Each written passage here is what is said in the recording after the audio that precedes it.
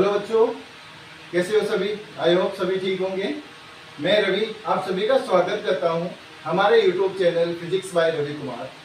जो आज का टॉपिक रहेगा हमारा वो रहेगा एक समान त्वरित गति के लिए गति के समीकरण। ठीक है, अब देखो यहाँ पे जो यदि कोई पिंड है, यदि एक समान वेग से त्वरित है या फिर त्वरित गति करता है तो उसके लिए जो गति के समीकरण होंगे वो किस प्रकार के होंगे। तो यहाँ पे पहले बात कर लेते हैं कि जो गति के समीकरण है वो क्या कौन से होते हैं। ठीक है, तो फर्स्ट समीकरण क्या होगा, v equal to u plus a t. पहला समीकरण तो ये होगा v equal to u plus a t होगा। दूसरा समीकरण होगा इसका s equal to u t plus half a t square. ठीक है, थर्ड समीकरण होता है v square equal to u square plus 2as। ठीक है, यहाँ तक सभी को समझ में आया होगा। ये क्या है, ये तीनों गति के नियम है। ये प्रथम ये गति के तीनों समीकरण है। ये प्रथम समीकरण, ये द्वितीय समीकरण और ये कौन सा है, तृतीय समीकरण है। ठीक है, तो यहाँ पे बात करते हैं यदि v की, तो v यहाँ पे क्या होगा, अंतिम वेग। v यहाँ क्या होगा, अंतिम वेग। u यहाँ पे क्या होगा, u की बात करते हैं तो u क्या होगा, प्रारंभिक वेग।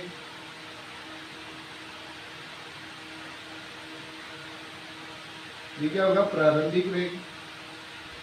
और t यहाँ पे क्या होगा, समय। t समय होगा।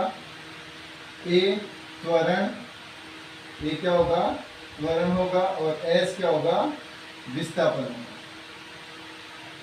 s क्या होगा, विस्थापन। ठीक है, यहाँ पे u क्या होगा, अंतिम वेग होगा। v प्रारंभिक वेग होगा। t समय होता है। a त्वरण होगा। और यहाँ से जो s है वो क्या है, विस्थापन। ठीक है, तो हम बात करते हैं कि यहाँ पे क्या होगा कि जो गति के समीकरण है इनको निकालने के लिए, जो गति के समीकरण को निकालने के लिए दो विधियां यहाँ पे काम में लेते हैं। ठीक है, तो यहाँ पे दोनों विधियों के बारे में देख लेते हैं कि दोनों विधियां कौन सी होगी। पहली होगी ग्राफीय विधि। पहली कौन सी होगी, ग्राफीय विधि। ठीक है, ग्राफीय विधि द्वारा गति के समीकरण। और जो दूसरी होगी वो कौन सी होगी, कलन विधि। कलन विधि। ठीक है बच्चों, तो यहाँ पे क्या होगा, जो पहले हम पढ़ेंगे वो कौन सी पढ़ेंगे, ग्राफीय विधि से जो के द्वारा हम जो गति के समीकरण निकालेंगे वो पढ़ेंगे। और उसके बाद हम किसके बारे में बात करेंगे, कलन विधि के बारे में यहाँ पे बात करेंगे। सभी को क्लियर है। ठीक है, तो हम सबसे पहले यहाँ पे देखते हैं ग्राफीय विधि से। तो यहाँ पे सबसे पहले किसके लिए देखेंगे, ग्राफीय विधि से जो गति के समीकरण है वो कैसे निकाले जाते हैं उनके बारे में बात करते हैं। ठीक है, तो इनको मैं रफ कर देता हूँ एक बार। ठीक है, जो हमारा जो टॉपिक रहेगा वो क्या रहेगा, ग्राफीय विधि के द्वारा। फर्स्ट जो रहेगा वो क्या रहेगा, ग्राफीय विधि द्वारा गति के समीकरण। गति के समीकरण ग्राफीय विधि से देखेंगे। ठीक है, तो सबसे पहले हम यहाँ पे देखते हैं, ये लगा के लिख लेते हैं। तो यहाँ पे आ जाएगा गति का प्रथम समीकरण। गति का प्रथम समीकरण, तो गति का प्रथम समीकरण देखेंगे यहाँ पे। ठीक है बच्चों, तो देखो गति का प्रथम समीकरण यहाँ से क्या होगा कि हम यहाँ पे मान देखते हैं कि जो त्वरण है, त्वरण की परिभाषा से, त्वरण की परिभाषा से। ठीक है, त्वरण आपको सभी को पता है क्या होता है। तो त्वरण की परिभाषा से यहाँ पे देखते हैं, त्वरण की परिभाषा क्या होगी, त्वरण बराबर क्या होता है, वेग में परिवर्तन। वेग में परिवर्तन, वेग में परिवर्तन बटा समय, या फिर दिया गया समय। ही होगा वेग की, जो यहाँ पे हमने फॉर्मूला देखा था, इसका सूत्र देखा था, वो क्या आया था, त्वरण बराबर क्या था, वेग में परिवर्तन बटा समय है। ठीक है, अब त्वरण को कैसे लिख सकते हैं, ऐसे लिख सकते हैं। ठीक है, वेग में परिवर्तन, तो वेग में परिवर्तन कितना होगा, v माइनस यू, और टाइम कितना है, t है। ठीक है, अब जो t है उसको इधर मल्टीप्लाई करते हैं तो ये आ जाएगा कितना, a t equal to v minus u आ गया। ठीक है, अब यहाँ पे बात करते हैं तो यहाँ से जो u होगा उसको इस यहाँ पे क्या करेंगे, लेफ्ट साइड में इसको ट्रांसफर करते हैं, भेजते पर्सन आंसर करते हैं, तो क्या होगा कि ये आ जाएगा v equal to u plus a p. ठीक है, तो ये क्या हो गया हमारा, यहाँ पे समीकरण नंबर 1 दे देते हैं इसको। तो ये जो समीकरण नंबर 1 है ये क्या है, गति का प्रथम नियम है। ठीक है, ये क्या हो जाएगा, ये क्या हो जाएगा, प्रथम समीकरण हो जाएगा। ठीक है, अब बात करते हैं सेकंड की। तो यहाँ पे बी वाला लेते हैं हम। बी में क्या होगा, गति का द्वितीय समीकरण। अब देखो गति का जो द्वितीय समीकरण है उसके बारे में यहाँ पे बात करें।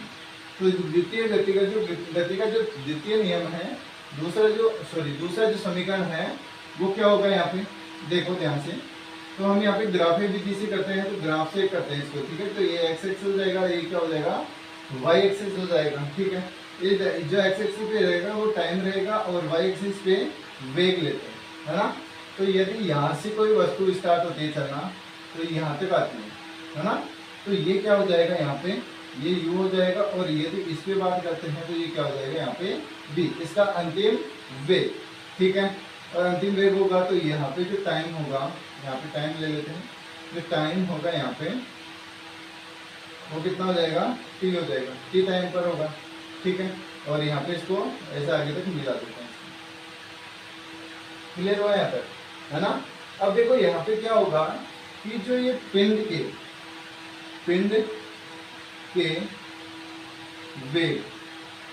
के वेग तथा समय के मध्य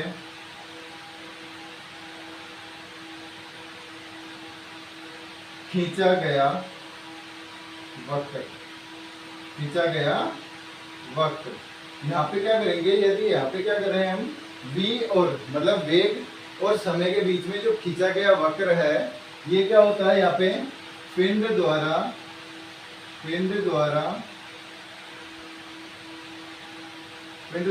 तय विस्थापन को बताता है।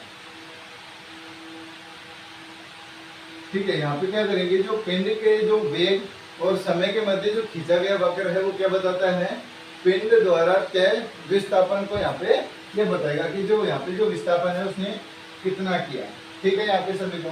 अब देखो यहाँ से हम बात करते हैं कि जो हमने एरिया लिया है, यहाँ पे देखो नाम देते हैं इसका ए, यहाँ पे दे देते ओ, ये ए हो जाएगा, ये बी हो जाएगा, ये सी हो जाएगा, ये कौन सा हो जाएगा, डी हो जाएगा। क्लियर सभी को। तो देखो यहाँ पे क्या होगा, जो यहाँ पे क्या होगा कि जो ये वाला एरिया है ये क्या है, पूरा विस्थापन है। ठीक है, तो यहाँ पे विस्थापन को हम किससे लेते हैं, एस से लेते हैं।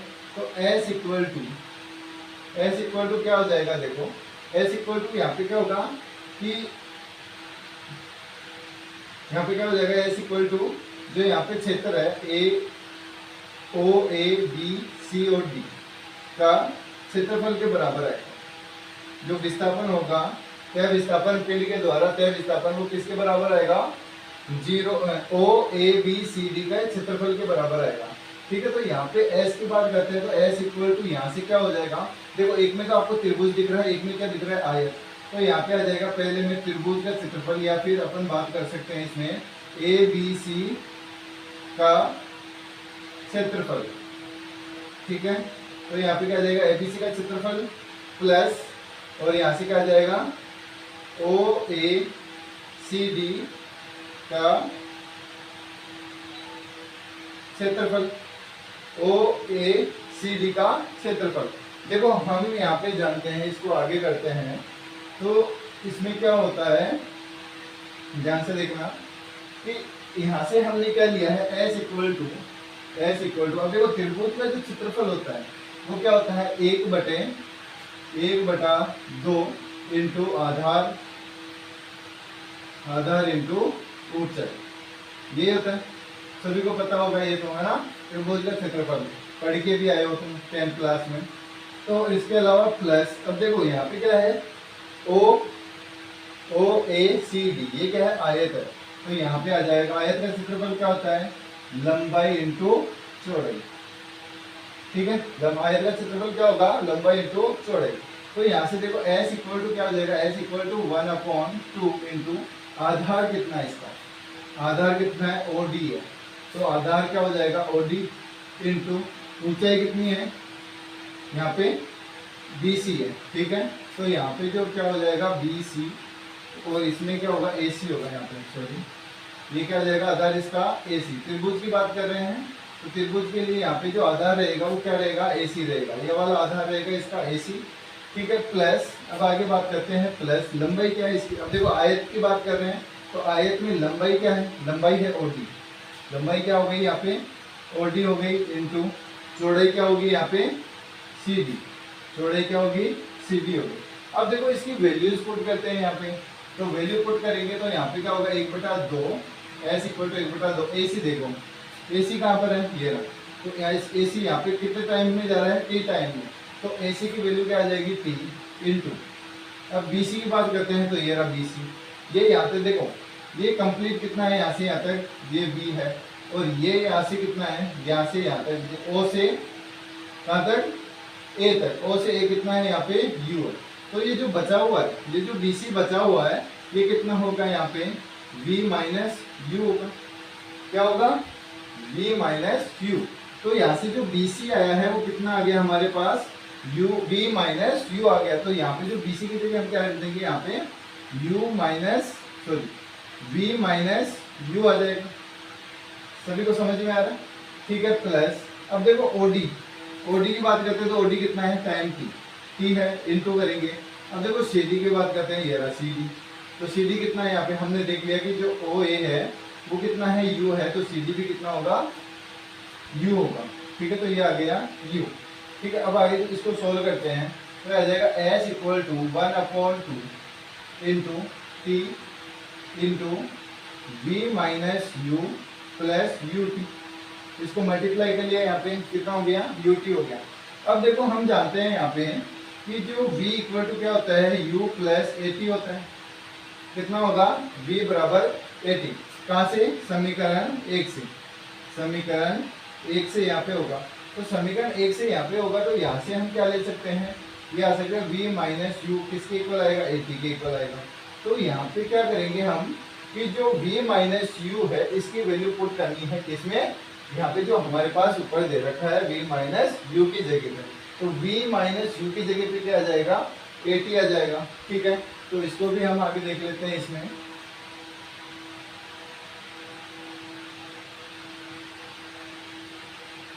तो देखो यहाँ से हम वैल्यू पुट करते हैं तो s equal to 1/2 into T और इंटू में क्या आ जाएगा V माइनस U की जगह क्या आ जाएगा AT आ जाएगा। तो हमने यहाँ पे AT रख दिया, प्लस में UT हो गया।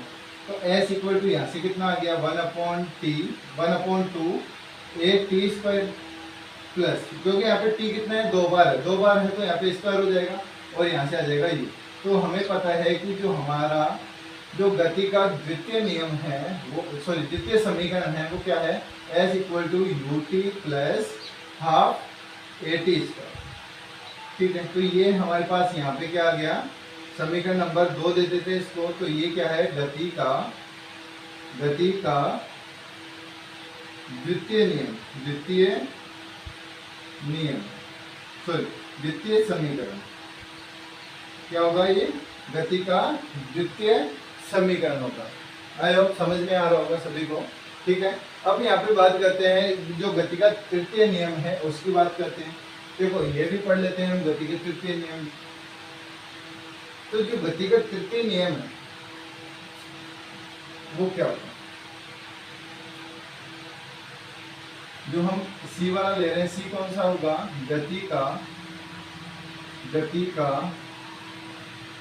तृतीय नियम, गति का तृतीय नियम।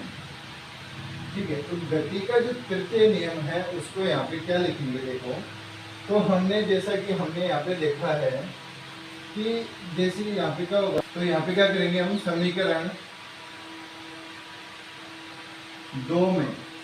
2 में T बराबर V minus U upon A